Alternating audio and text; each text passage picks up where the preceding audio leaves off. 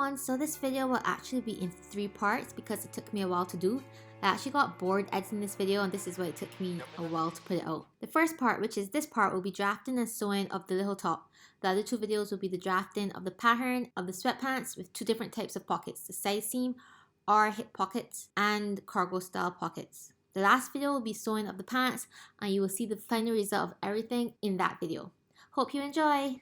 Start off with a shirt that fits you well. Try it on and mark how long you want it to be with a pin and subtract that by an inch. Also mark how deep you want the neckline to be. Fold the shirt in half with right sides facing and the front on the outside. And draw a line on the paper. This line is going to be the center front and the center back line. Line up the fold of the shirt on the line and start tracing. Trace the shoulder line, down the armhole line and down the side seam to where you want the length of the top to end. Here, I was trying to mark the neckline with my pencil, but I wasn't going through the 2 layers of fabric. So I opened it up, so I only have to go through 1 layer of fabric. I matched it up along the shoulder and armhole line, and I marked the neckline outline. When that was done, I used my ruler and French curve and I redrew all of the lines. I added about half of an inch to the entire center front and back line, because I remembered that the top was too tight for me. And then I added a 1/4 inch seam allowance all around except for the center front line and the center back line, which is the same line. So the center front and the center back line is pretty much the same thing. We will be placing this line on the fold of the fabric so it doesn't need seam allowance.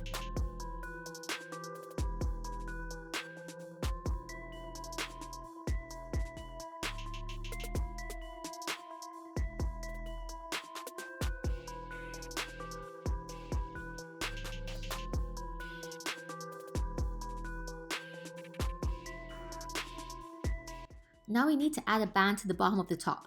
My elastic was 1 1/4 inch wide, so I know the band has to be that wide times 2, since it's going to be folded under. The length of the band was my underbust measurement divided by 2. It's not the measurement of the bottom of the top. I want this band to be longer than the measurement of the bottom of the top, so I added about 1 inch. Based on my drawing, I added seam allowance all around because I'm doing the front and back band a different color. If it's just one color, you draft the pattern on the fold so the seam line is only at the back. So the band is just a rectangle that the elastic fits inside.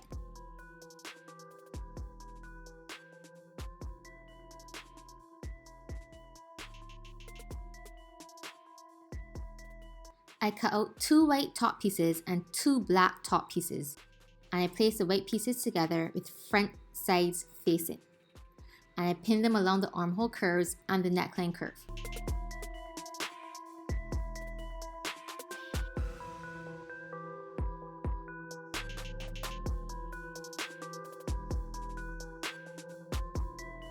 I ran out of pins, but you only sew the armhole curve and the neckline curve, nothing else. Do the same to the black pieces of the top. We are not sewing the shoulder seams, sides, or bottom of these pieces. This is how both the white and the black pieces look sewn.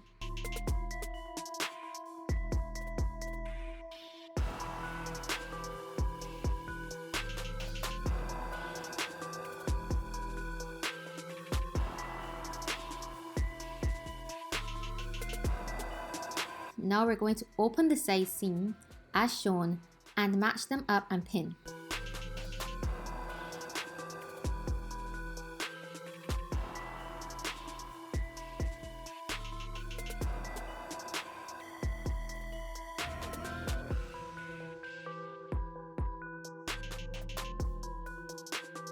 Flip it around to the other side seam, open them up, match and pin, and then stitch.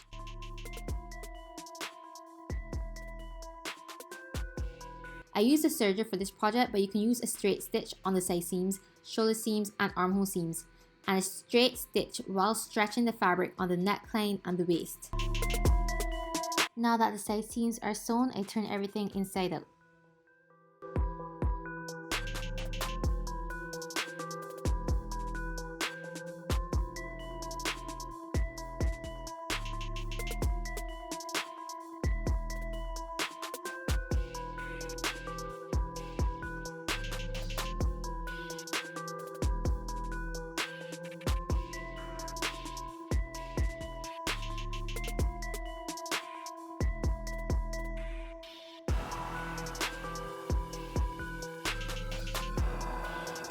At this point, the inside and the outside, well, the right side and the round side of the top looks the same, so just decide which one you want to be the right side.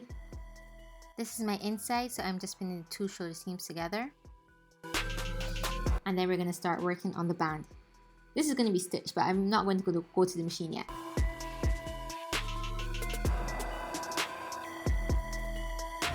Onto the band. I cut one black and one white piece. If you're doing one color, you only need to cut one band on the fold.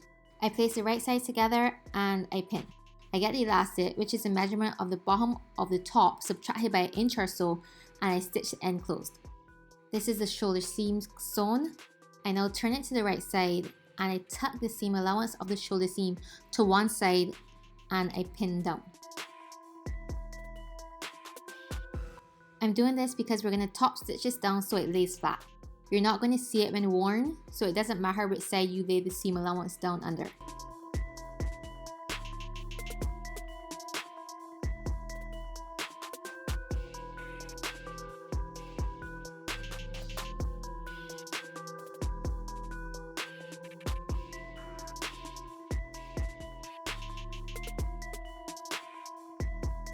Working with the bottom of the top, ensure that the side seams and center front and center back points are all matched up for both the inside and the outside layers.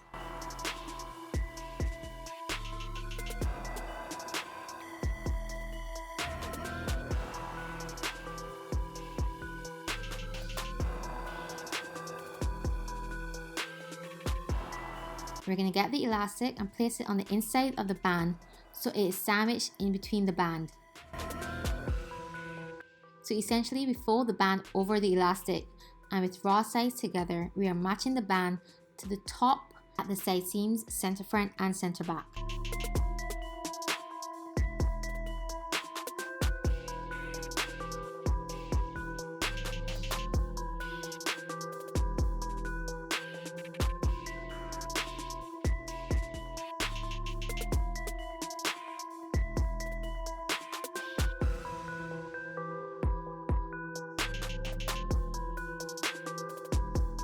Note that the band will be longer than the elastic, and we're not pinning the elastic to the top, only the band.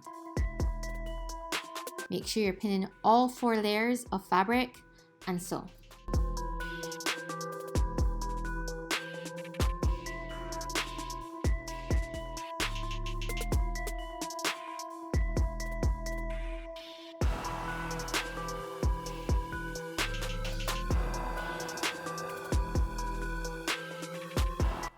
I sewed it already, but I'm showing you how to top stitch the band on the elastic.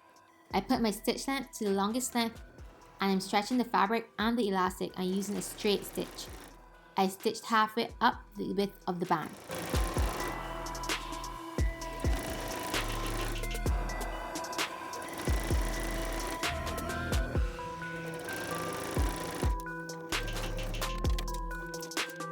This is how the inside looks with a normal machine, using a straight stitch. So it's not that bad. And here I am doing the top stitch on the shoulder seams, and then the top is done.